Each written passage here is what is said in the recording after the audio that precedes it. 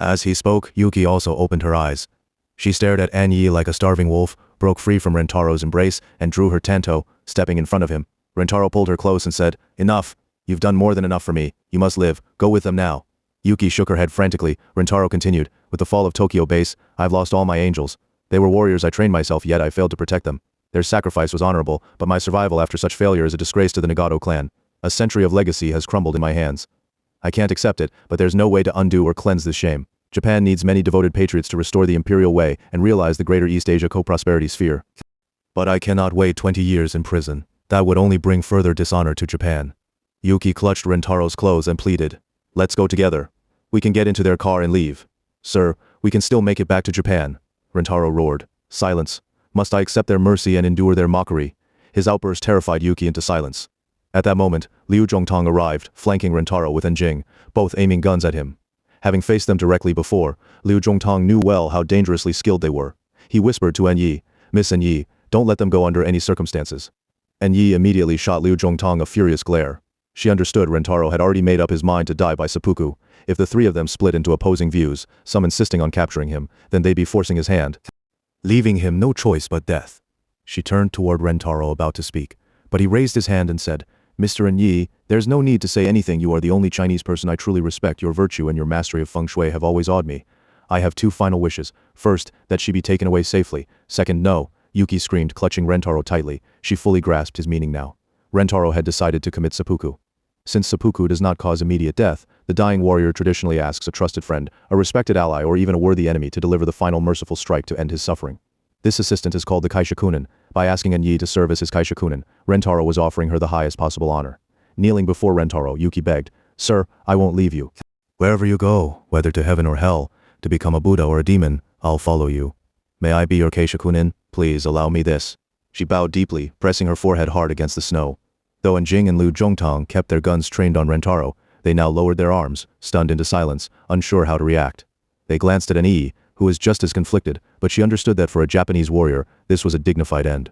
And if someone truly wished to die, stopping them now would only delay the inevitable. They'd find another way the moment they turned their back. Better to let a warrior choose his own honorable path to resolve life's final dilemma. Without a word, An Yi walked away from Rentaro, motioning for Jing and Liu Zhongtong to follow. She left the two Japanese alone on the pristine snowfield. "Once they were far enough that voices couldn't carry," she whispered. "After Rentaro cuts himself open, that girl will deliver the killing blow. Then Jing, your marksmanship is sharp, shoot her afterward. Aim for non-lethal spots. Arms, legs, shoulders, anything to take her down without killing her. She's deluded, not some warrior bound by code." And Jing nodded, raising her rifle into a sniper's stance, locking her sights on Yuki. After a moment she murmured to An Yi, "She's not trying to die like a samurai, she's committing Shinju, a lover's double suicide." Rentaro knelt formally in the snow. Yuki knelt to his left, pulling a white handkerchief from her coat to gently wipe his face clean, then straightened his clothes. She combed her own hair with care. Rentaro took the handkerchief and wiped the blood from Yuki's face. A soft, blissful smile bloomed on her lips. Softly she asked, "Can I become your wife?" Rentaro sighed, gazing up at the heavy cloud-choked sky. After a long pause he turned to her, bowed deeply, and lifted his head to say, "Nagato Yuki." Yuki smiled shyly and returned an equally deep bow. In traditional Japanese custom, a woman takes her husband's surname upon marriage. By calling her Nagato Yuki, Rentaro had formally acknowledged her as his wife. Slowly, Rentaro drew his long blade and sliced open his abdomen. Blood seeped from his body onto the snow, spreading outward in dark rivulets. Yuki pressed close beside him, her back turned to An Yi and the others. After a while, An Yi saw no movement. Rentaro and Yuki sat frozen like statues carved from ice and sorrow. The three rushed forward and found Rentaro already dead. A small, precise wound marked his chest, minimal bleeding, but unmistakably fatal, delivered by a master's hand. The tanto was plunged into Yuki's heart, halfway buried. With trembling hands, she was still slowly pushing the blade deeper into her chest. A strange, serene smile played on her lips as her eyes remained fixed on Rentaro's pale, lifeless face. Everyone felt the phantom pain of metal-piercing flesh, but Yuki looked like a young bride, exhausted yet peaceful after a day of wedding festivities, leaning gently against her husband. And Jing couldn't bear it anymore. She turned away and collapsed into An Yi's arms, sobbing. An Yi handed Jing to Liu Zhongtong, then knelt beside Yuki and asked softly, "Child, what is your name?" Yuki drew half a breath, her voice barely a whisper. "Yuki?"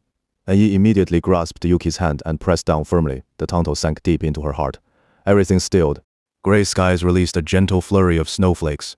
An Yi rose to her feet, stepped back several paces, and stood waiting for the police. Liu Zhongtang approached quietly and asked, "What was her name?" An Yi held out her palm, catching a few drifting snowflakes. They melted instantly into tiny beads of water on her warm skin. She gazed upward for a long time before answering, snow.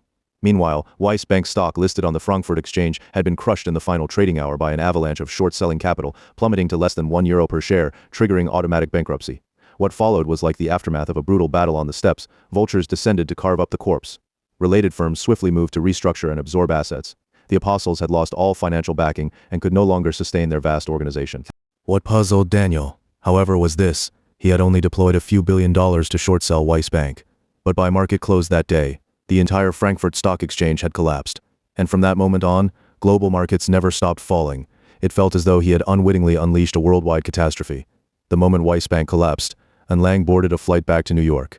Right now, there was only one thing on his mind: returning to New York and waiting for Li Shaoxian. Li Shaoxian had left him with many mysteries, but none of it mattered anymore. What truly mattered was the last thing she'd said before they parted. She still had something to do, and once it was finished, she would come back to him. So the most important thing now was to stay somewhere Li Shaoxian could find him at any time. And Liang couldn't imagine what kind of task Li Xiaoxian needed to accomplish, or why she didn't need his help until he intercepted a signal from Daniel containing Li Xiaoxian's declaration to the angels worldwide. Only then did Liang understand that this was something he couldn't interfere with, something she had to achieve on her own. Before their separation, they'd been in a valley in Malaysia, where Li Xiaoxian charged through gunfire in full military gear. Was that really her entire life? And Liang could see clearly that Li Xiaoxian longed to live like an ordinary girl, to fall in love, work, go shopping, and cook at home. He was certain she was trying hard to become normal again, and that day might be coming soon. He stepped out of the taxi with his luggage and walked into the apartment building on 42nd Street in Midtown Manhattan. A tall, silver-haired white man held the door open for him. Old Ian, dressed in his flamboyant doorman uniform, stood upright beside the entrance, offering Liang a courteous old-fashioned gentleman's smile as he nodded. "Good morning, sir. I hope you have a pleasant day." And Liang looked up softly at the familiar cheerful face and reached into his coat pocket, pulling out a dollar bill and slipping it into Ian's breast pocket. It was an old tradition in the building. Ian always opened the door for residents, and in return they always gave him a $1 tip. The only exception was Sister Jing, who never carried money. And Liang set down his suitcase and studied Ian for a moment. Ian smiled back warmly, and Liang finally asked, "Old friend, can you tell me just how old are you really?" 85. Is that a problem? You don't look it. You haven't changed a bit since I first met you. You were already in your 50s back then. Wow, you really take good care of yourself. Ian replied politely. Thank you. Your mother also looks wonderful. People these days live much longer than they used to. By the way, I've just retired. And Liang was stunned. As a member of the building's owners committee, he knew no staff could be dismissed without a vote, and he certainly hadn't approved anything like this. Surprised, he asked, "Why? You're in great shape. Did someone try to fire you? I was only joking before. I don't care how much you squeeze from me. I like having you here." Ian raised an eyebrow with a spark of amusement, then turned and walked into the lobby booth, returning with a heavy shoebox. He handed it to Liang and said, "Liang, I like you too, but my work here is done. It's time to enjoy the rest of my life. I think I'll travel to China. The Southwest is a fascinating place. This is a gift for you. I've already given Sister Jing hers. What work have you finished?" Ian didn't answer. Instead, he gestured toward the box, and Liang opened it and found a meticulously crafted P-40 Warhawk fighter model inside. Every detail was precise and lifelike, especially the vivid shark mouth design painted on the nose. And Liang gasped in admiration. "Wow, this is incredibly detailed. Did you build this model yourself? It's cast and machined from actual parts of a P-40 fighter from back in the day. I did all the fine carving and painting myself." Suddenly, Liang remembered the photographs hanging in his basement. All of them showed World War II Flying Tigers aircraft, identical to the one in his hands. His mouth fell open as he pointed at Ian. Speechless. He wanted to shout. "So you were Grandpa's comrade, a Flying Tigers pilot." He strained to recall those photos, now convinced that one of the pilots in them must have been Ian, and that Ian would finally tell him everything about his grandfather. Ian reached out and shook Liang's hand, which was still frozen in shock. "Goodbye, I'll miss you. My bags are packed. I'm leaving right after this. My replacement is an Indian fellow, but don't worry, he doesn't have an Indian accent." Indeed, a turbaned head poked out from the lobby booth and waved at Liang. Ian picked up his suitcase and walked out the front door. And Liang stood there, utterly bewildered. He took 2 steps forward and called out to Ian's retreating back, "What did you give Sister Jing? Another airplane model?" Ian hailed a taxi, turned and said with a playful wink, "A 45 Browning pistol, the one I used 60 years ago."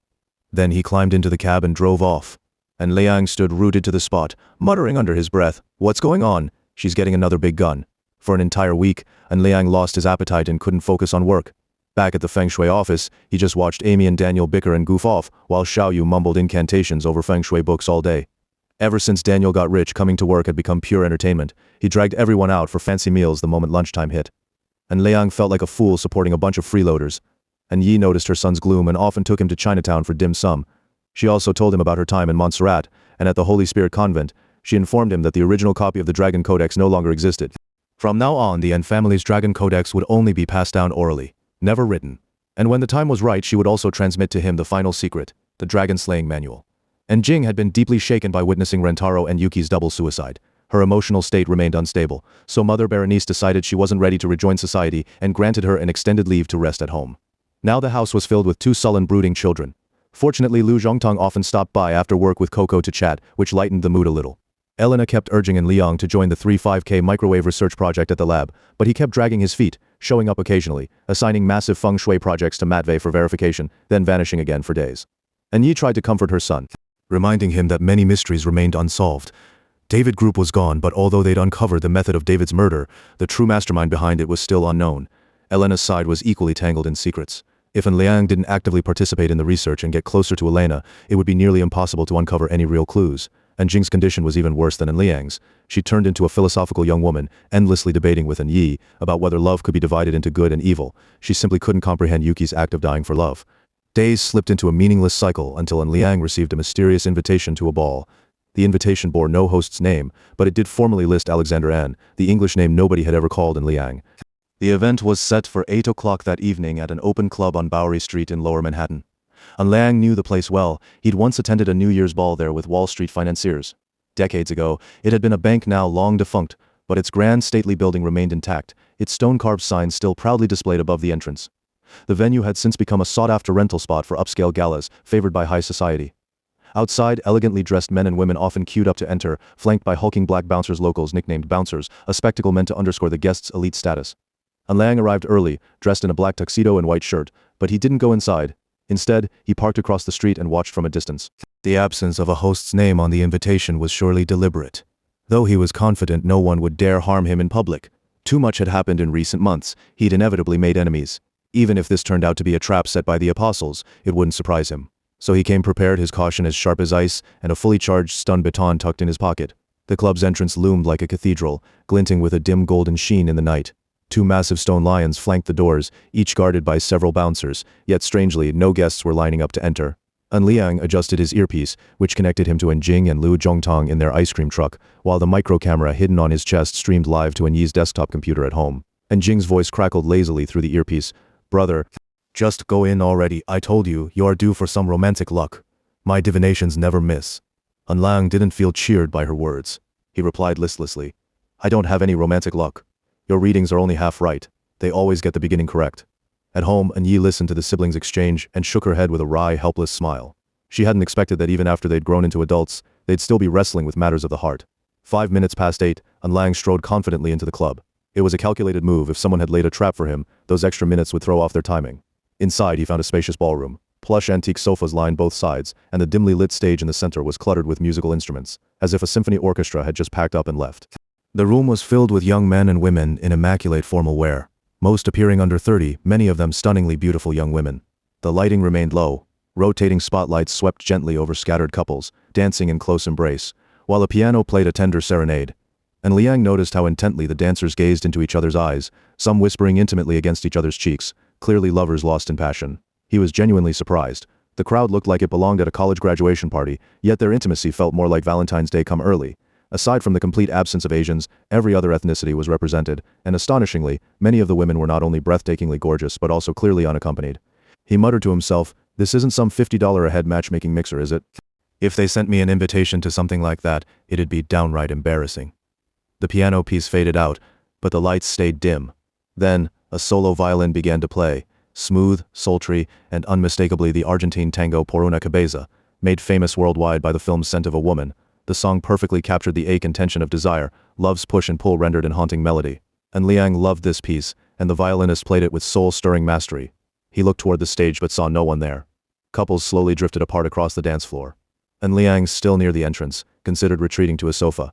Just then, a striking woman in a red strapless gown glided up to him, took his hand, and pulled him back into the center of the room. She had long black hair and an East Asian mixed-race face, exotic, alluring, with smoldering eyes and slightly parted lips that could ignite any man's desire. Her look and figure were exactly in Liang's type, and that dress stirred memories of fantasies he'd nursed for 20 years, until he fell in love with someone real. His heart skipped a beat. She reminded him of Li Shaoxian, only even more dazzlingly seductive. but another stronger emotion quickly suppressed his desire. Instinctively, he slipped his left hand into his trouser pocket where his trusty stun baton lay ready. Through his earpiece, Lu Zhongtang and Jing burst into mischievous laughter. She danced tango with expert grace, stepping backward in time with the music, drawing Liang deeper into the floor. With a subtle pull of her arm, she spun herself into his chest, pressing her back firmly against him, then led him through a series of fiery syncopated side steps. Liang withdrew his left hand to steady her waist and gently pushed her away. She lifted his right hand, twirled beneath it, and just as the piano resumed, lunged back into his arms, her hand landing squarely on his backside. Before he could react, their chests pressed together, and they were swept into a fluid, intimate dance. The violin's sharp, teasing notes electrified the room.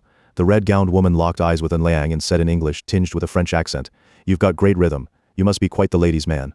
As the phrase ended, Liang slid his left hand back into his pocket, executed a sharp incline step to the right, and used his right hand to tilt her neck backward, then pulled her upright again. A wave of her perfume washed over him. Calmly, he asked, "Are you planning to keep your hand on my ass all night?" Spotlights now fixed on them as they moved in careful swaying turns like phantoms exchanging glances and positions. Her hand rested lightly on his shoulder, applying subtle pressure to steer his steps. Such arrogant leading would provoke defiance in strong men and submission in weak ones, but Liang remained neither. He matched her like a shadow, respectful, detached, never yielding. Her feet wove intricate flourishes as she said coolly, "Do you know the legend of tango's origins in brothels? Back then, dancers would search a man's pockets for tips during the dance. Where I touch depends entirely on where your pockets are," and Liang had no intention of letting her go. Hostile intentions rarely came disguised as kindness. If he held on to her, he'd soon uncover the true purpose behind the invitation. But he also couldn't let her find the second stun baton concealed at his rear. With a swift sidestep, he evaded her probing hand. Then on 4 powerful piano chords, swept her outward and reeled her back in. The motion halted abruptly, then flowed into 4 rapid steps that seized control of the lead. His elegant maneuver drew soft gasps of admiration from the watching beauties around the room. The violin soared into the main melody. Under the spotlight, Liang could barely suppress his urge to perform. He extended his left hand to take the red-clad woman's, wrapped his right arm around her slender waist, and lowered her backward in a dramatic dip, a physically demanding move that, paired with the delicate grace of the woman, created a stunning frozen tableau, like lovers on the brink of their first kiss at sunset. A crowd gathered around them. A red-haired woman holding a glass of strong liquor pressed her hand against her heaving chest and gasped breathlessly, "My God, he's as sexy as a flamingo." As Liang lifted the red-clad woman back upright, she let out a startled gasp of her own.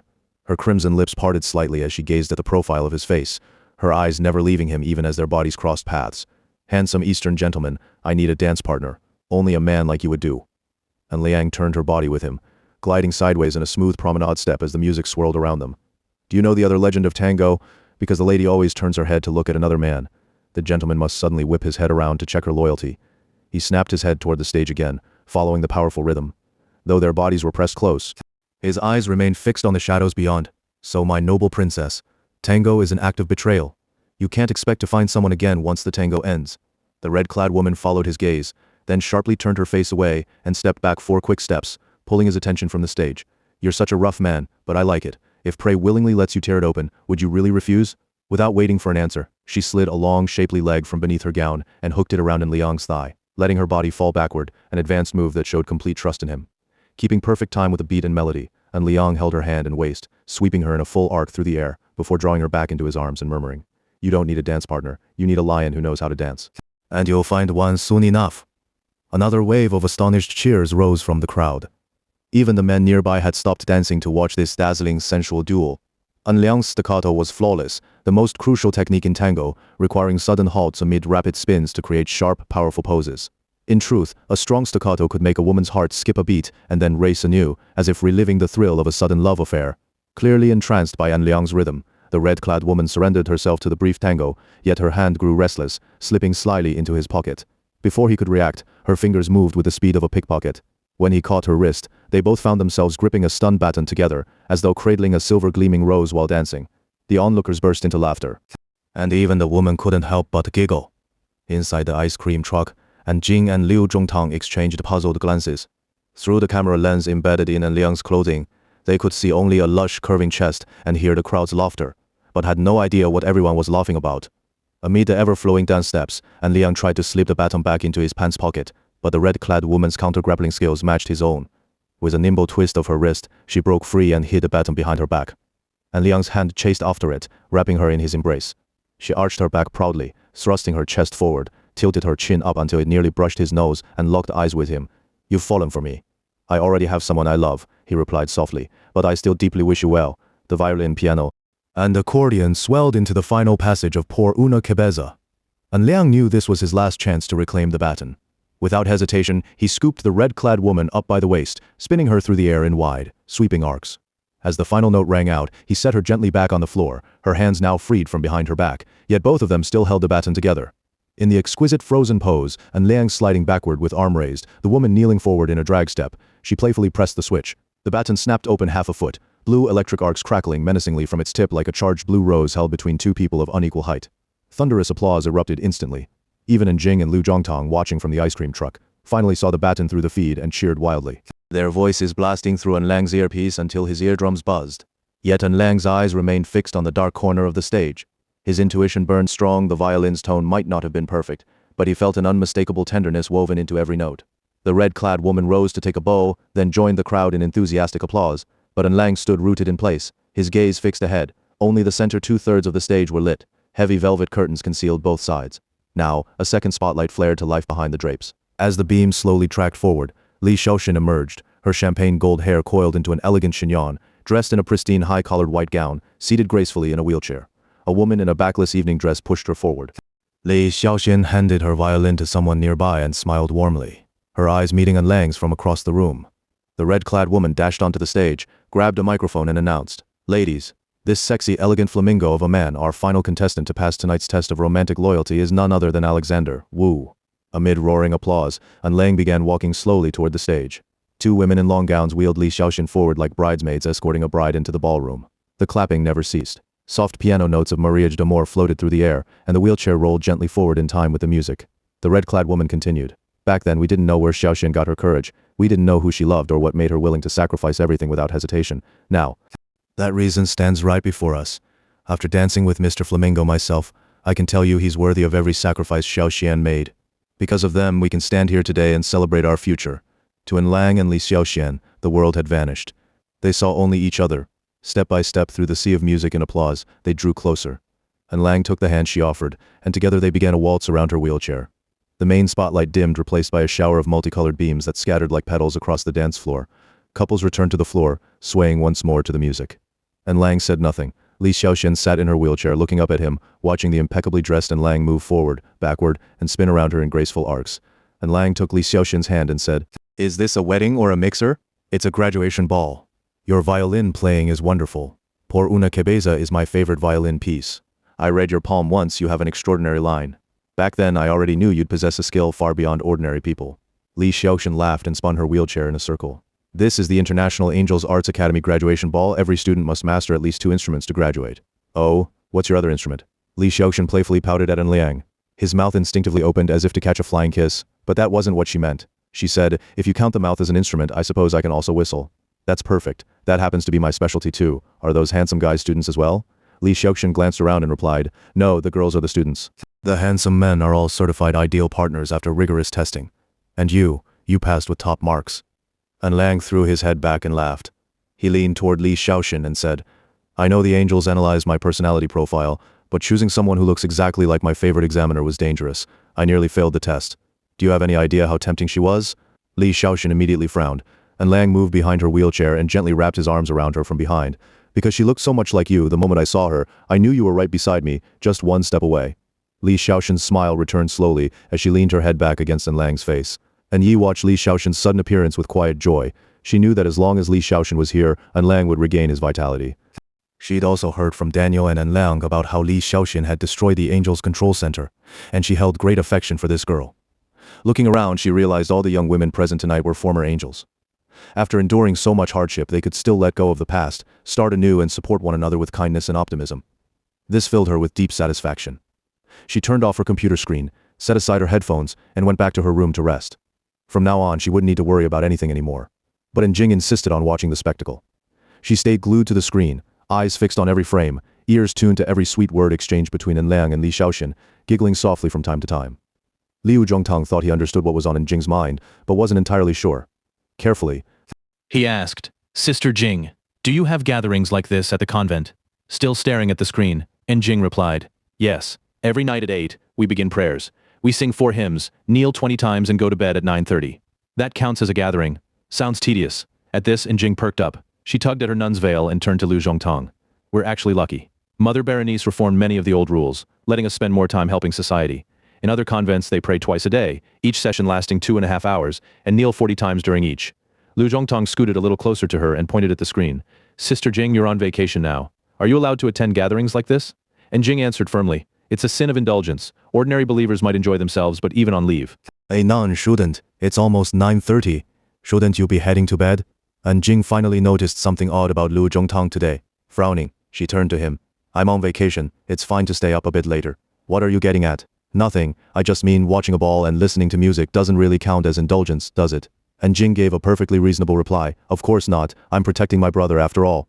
Wouldn't it be better protection if you went inside to watch him in person? And Jing shot Lu Zhongtang a displeased look, then glanced down at her black habit trimmed with green. After seriously considering this sensible suggestion, she nodded calmly. That makes sense. My brother always says safety comes first. Being closer really is safer. In the blink of an eye, the angels draped Jing in an elegant gown, transforming her into an adorable princess everyone adored. She beamed like a prisoner freshly released from jail. After dancing a waltz with Lu Zhongtang, she joined Lang for an energetic go-go dance, having more fun than anyone else. Lang had long suspected Jing wasn't cut out to be a nun, and Yi had forced her into the convent precisely so Mother Berenice could discipline her wild spirit, now that she finally had an excuse to enter the ballroom. Lang happily let her indulge herself. Indeed, the angels were astonishingly talented. There was no hired band at this party at all. Instead, angels from different regions took turns performing on stage. They played everything: ballroom, pop, courtly dances, street dance, you name it, as thunderous heavy metal rock music surged through the hall amid roaring cheers. The celebration reached its peak. Panting and wiping sweat from her brow, Jing stepped aside to drink watermelon juice. Just then, she saw Li Shoshan being ushered back onto the stage by the angels. Li Shoshan picked up the microphone and spoke softly. After tonight, we'll part ways and walk the paths we've each chosen. No matter what lives we choose now, we are free. No matter how long we live, every single second we breathe will be as true human beings. There will be no more orders, no more tasks we despise, no more mortal danger, no more suspicion among us. We can carry our dreams, our beliefs, our faith, our love, and our hatred to the very end of our lives. Girls who came here with lovers cherish them. Girls who came alone, you are the finest in the world, and you'll soon find your own love. And from this day forward, none of us will ever be lonely again, like you. I have 112 sisters tonight. 83 of us are here. 29 others are watching over us from heaven until we reunite with them there. Sisters, let them see our freedom and our happiness. Let them know their sacrifices weren't in vain, that what they gave us is the most precious gift of our lives. And we will remember them forever. We will remember this night forever. A man in the crowd was so moved he pulled out his phone to record the moment, but his companion stopped him. This was a night that needed no photographs. Every girl would remember it perfectly, and when they died, they would carry this evening with them, leaving no trace behind. Li Xiaoxian lifted her violin and began to play the Maiden's Prayer. Though originally a challenging piano piece, she rendered it with exquisite violin technique, serene, tender, yet tinged with quiet sorrow. As the gentle melody filled the hall, piano harmonies emerged softly in the background. Liang heard a girl quietly sobbing nearby. Behind Li Shoshan, several girls stood with solemn, reverent expressions. A wave of grief settled over the entire ballroom. Jing had witnessed Snow's ritual suicide not long ago and hadn't shed a single tear throughout. She'd always believed the angels were rigorously trained assassins, so this display of emotion felt excessive to her. She turned to Liang, bewildered, and said, "Just a moment ago, weren't they still happy? What are they sad about?" Liang reached out and lightly tapped her on the head, knocking her flower crown askew. "Don't say things that ruin the mood." And Yi was more than willing to let Li Shoshan stay at their home. Her gunshot wound hadn't fully healed yet. And running around wouldn't do her body any good. She also knew that with Li Shoshan around, Liang would be much happier, which would allow him to throw himself wholeheartedly into his work afterward.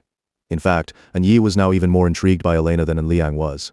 After learning that Elena had inherited the Jewish esoteric tradition of Kabbalah, she discovered Jerusalem's unique Feng Shui layout, a geomantic force so intense it sought at any cost to crown its master as King of Kings.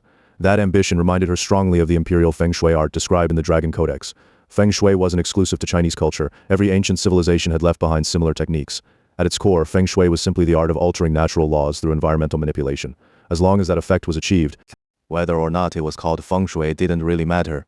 For instance, Jerusalem was built according to Kabbalistic principles, and the Kabbalah itself claimed to be the true path to God's power. But then the real question became, what did those who practiced Kabbalah actually mean by God and God's power? Just like how the apostles' so-called angels were really just assassins and spies. If one fixated only on the word God, they might never see the truth. After spending several days together, Yi pulled Liang aside early one morning by the East River to talk about his relationship with Li Xiaoxian. Liang was clear in his stance. He wanted to marry her. He believed he'd originally been fated to live only 30 years, but having survived certain deaths, he now felt destined for good fortune. Elena had even told him his genetic sequence had inexplicably shifted into a longevity pattern. Indeed, over the past 2 months, he'd noticed he could no longer accurately predict his own fate, and that gave him confidence he could now shape his destiny himself. But An-Yi replied, "There's no proof that the birth date on Li Xiaoshen's passport is her real one. Given her background with the angels, it would be strange if she even had a genuine identity. Rentaro was a Feng Shui master. After accessing your personal records, he could have fabricated a fake birth chart to catch your attention and help Xiaoxian get close to you. That's entirely possible. I genuinely like Xiaoxian. It's not that I distrust her, but the events predicted by that birth chart don't align with her actual life experiences." And Liang shrugged it off easily. Sis Yun. Now I understand why Xiaoxian got so angry when I asked to see her birthday back then. Love shouldn't be dictated by birth charts. Even if we're not destined soulmates, it won't change how I feel about her. Don't worry, we'll be fine. An-Yi gave him a helpless look. You're both adults who've been through a lot. I'm not worried you can't get along. You might truly be able to take control of your own fate, but she might not be so lucky. I'm afraid something else might tear you apart. And Liang froze. An-Yi was a revered grandmaster. She never spoke idly or joked without purpose. Every word she uttered carried weight, sometimes even veiled warnings or guidance. His voice trembled slightly as he stammered. What do you mean? Did you see something? It's not just me. Brother Lu is an expert in physiognomy, and he's noticed something too. We're worried Xiaoxian might be in danger. What kind of danger? It's hard to say, the situation hasn't fully developed yet. Her facial features and aura haven't given us a definitive reading, but after she removed her makeup, I saw a faint dark shadow over the nasal bridge, the Nian Shou point. Her complexion is different from before. It's worrying though. I hope it's just because her body hasn't fully recovered yet, and she's still weak. And Liang nodded. I'll take good care of her. Thanks, Sis Yun. And Yi smiled gently and patted his arm. You and Jingjing are my children. Nothing matters more to me than your well-being. You haven't been to the research center in days. Go check on their progress. After all, it's your official job. At the Lian Valley Research and Development Center, and Liang's Feng Shui project continued around the clock. Research into transmitting 3-K microwaves through solid matter was accelerating rapidly.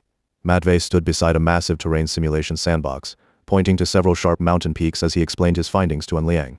He was still as gaunt as a skeleton, his eyes glinting coldly behind his glasses, but he radiated an almost manic energy, as if pumped full of adrenaline.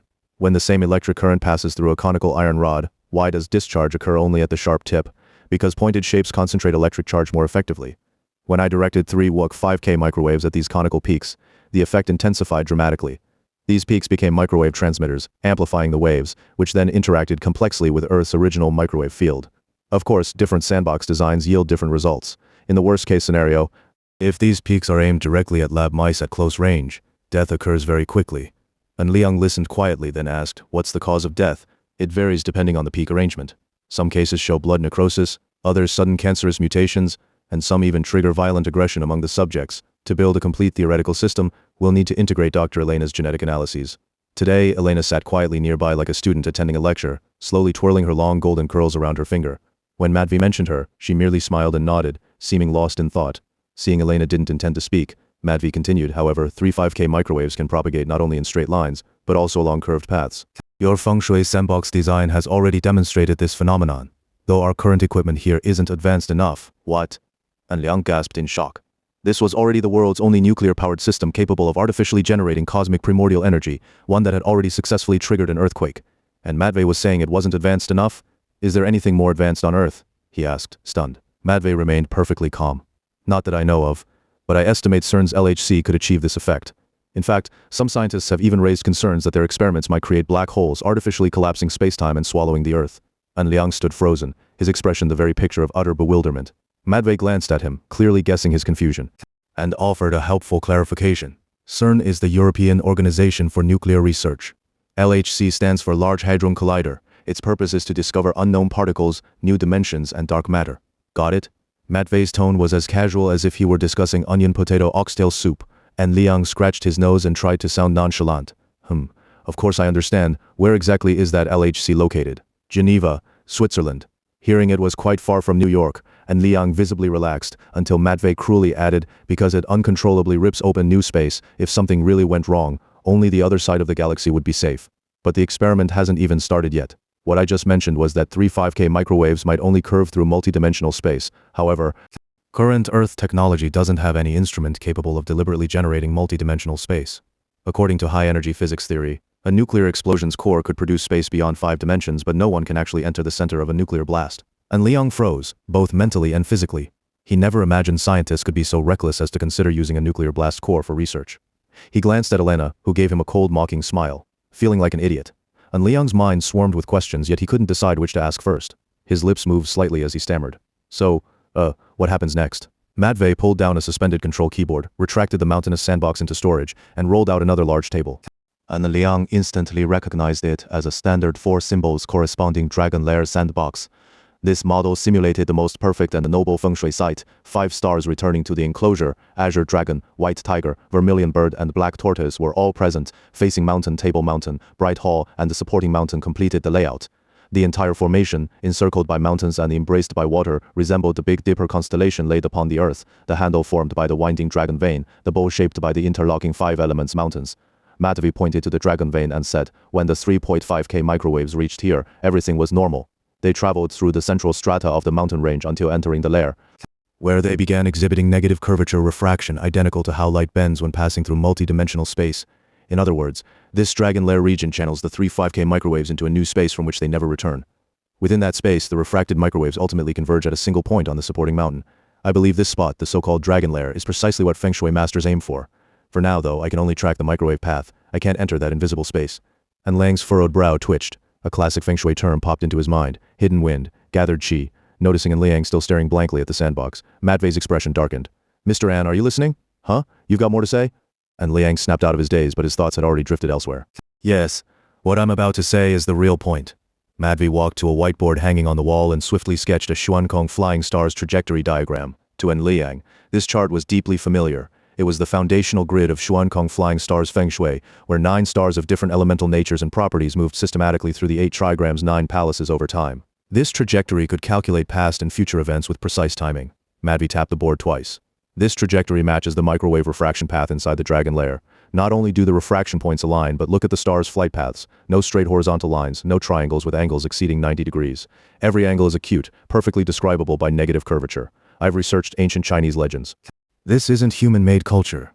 The flying stars chart originates from the Lua Shu, which itself dates back to the prehistoric Great Flood era 10,000 years ago, before Chinese writing existed, when Noah's Ark was saving species before human civilization even arose. An Lang knew Matvey referred to the Hetu Lu Shu legend. During Yu the Great's flood control efforts, a giant turtle emerged from the Lua River bearing a mystical diagram on its back, a symbol said to decode cosmic laws, hence named Lua Shu. Many Western scholars still speculate whether that turtle might have been prehistoric technology or a vehicle. Both Hetu and Lu Shu form the core of Chinese metaphysical principles. If Matvey's hypothesis held true, it would imply Chinese metaphysics was rooted not in human civilization but in a prehistoric one. Haha, such ancient history, and Lang chuckled dryly. Well then, your discovery could make a significant scientific contribution. I think your research is already successful. Matvey fixed An Liang with an intense stare. No, Mr. An. Our research has only just begun. Different landforms produce different refractions, and each angular shift affects living organisms uniquely. As far as I know, Chinese Feng Shui and my research have taken opposite paths. I experimentally test various terrain outcomes, while Chinese Feng Shui possesses countless direct oral formulas describing terrain results. I'd like you to share those relevant formulas with us. And Liang blinked dumbly. But isn't science supposed to be based on experimentation? Feng Shui formulas are full of superstitious elements, myths and monsters everywhere, messy and contradictory. Wouldn't it be better to stick to solid, grounded research? Heh? Matvey glanced at Elena, as if they'd anticipated this reaction. Elena, however, remained aloof, seemingly absorbed in examining her hair condition. Left to persuade An Liang alone, Matvey adjusted his black-rimmed glasses and said, Mr. An, the essence of science is logic and experimentation. They aren't sequential. Just as relativity preceded nuclear technology, having logical frameworks before experimental validation doesn't violate scientific spirit. Moreover, experimentation differs greatly from practice. Experiments are subject-driven, deliberately ignoring prior conditions, like my sandbox studies, which omit regional climate, geology, historical context, and human factors. Such omissions won't reveal truth. Chinese Feng Shui, though never experimental, boasts millennia of practical records. Based on prehistoric theories and tested through human society for thousands of years, it qualifies as science. We simply lack modern frameworks to interpret it, much like how radio waves couldn't be explained 2 centuries ago. Just because Feng Shui's theoretical system isn't built on human civilization doesn't mean it's not grounded in truth. I know ancient Chinese used gods and monsters as terminology for phenomena. They're symbolic labels, not literal beliefs. You understand this clearly. Matvey's reasoning was impeccably logical, perfectly embodying a scientist's rigor. Yet An Liang's dissatisfaction wasn't about that. He merely shrugged and said, even if that's true, it's still not part of the research project content. The contract we signed is titled Research on How 3.5K Microwaves Affect Genes Through Matter. That has nothing to do with Feng Shui incantations. It's purely material science, not classical Chinese studies. I don't think it would help the project at all. Dr. Elena, if you really need Feng Shui incantations, you could just buy a book on the street or hire a separate Feng Shui master to provide them. Elena laughed at Liang's playful evasiveness. She wasn't surprised by his reaction. She'd long anticipated that someone as sharp as Liang would immediately see through Matvei's request and even discern his ultimate goal, to develop an even more devastating and invisible weapon. The way Liang clung to the wording of the contract to negotiate terms with Matvei only made him seem more endearing to her. She had no intention of hiring another Feng Shui practitioner for this research. She couldn't imagine anyone more suitable than Liang. After all, it was precisely because of his exceptional Feng Shui skills that she'd invited him in the first place to help counter the Japanese Feng Shui masters who had infiltrated Tokyo base. She and Matvei had already analyzed common Chinese Feng Shui incantations. They knew that anything beyond basic formulas resembled encrypted codes, requiring numerous prerequisites to apply correctly. Genuine interpreters were rare, while charlatans who memorized a few lines and peddled them as truth were everywhere. Finding someone like Liang, who could bridge Eastern and Western cultures and accurately explain these incantations to Westerners, was nearly impossible. Seeing that Matvei couldn't get around Liang, Elena lazily chimed in. Liang, when the Lu Shu emerged from the water, it wasn't written in Chinese. It belongs to all humanity. If Feng Shui masters keep hoarding knowledge like this, neither Feng Shui nor science will ever progress. Our research will have to end right here, and you wouldn't want that. Would you?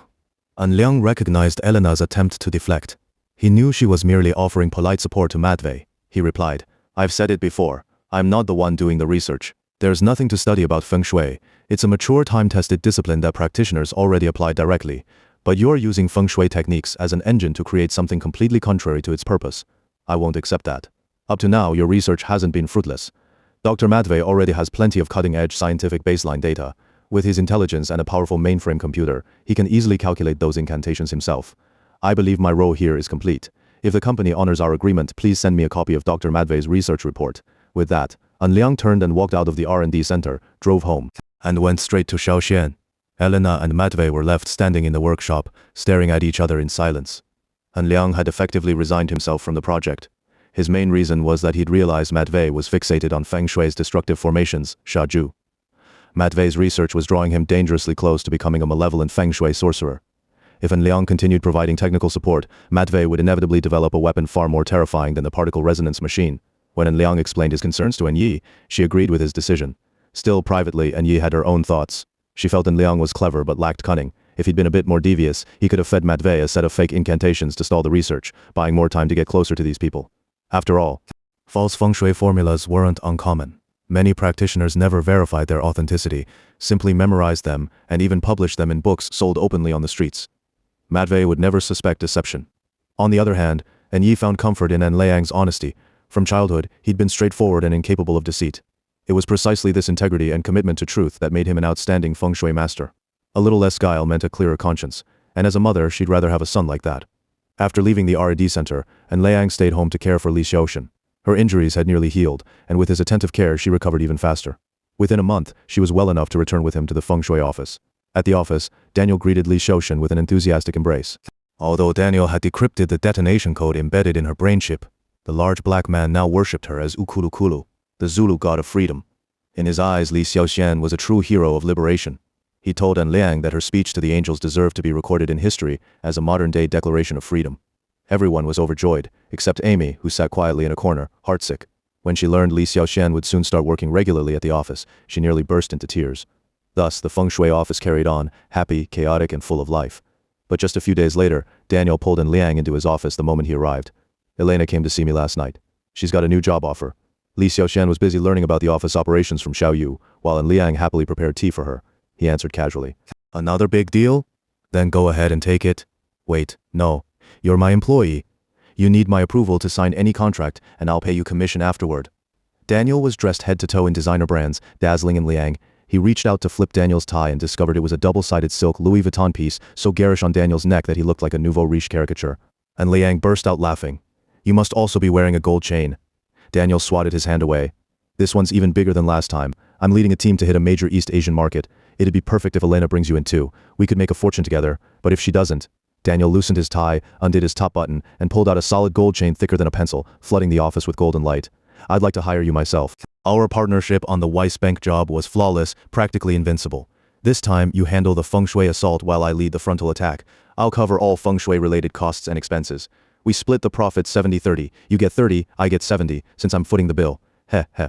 Instead of getting excited, Liang sat down slowly. After a moment of thought, he muttered to himself, I get it now. The Weiss Bank operation was just a rehearsal. She wants to turn us into enforcers for the America's United Investment Company, and she'll definitely come looking for me. Just as he spoke, his phone blared with a heavy metal rock ringtone. Fumbling to answer, he was surprised to hear not Elena, but Zhang Jiwen, whom he'd met briefly in Singapore. Zhang Jiwen was an official with Singapore's Ministry of Defense and a former classmate of Daniel, the ex-vice president of David Group. When he first met An Liang in Singapore, he had consulted him about Feng Shui matters concerning the city-state.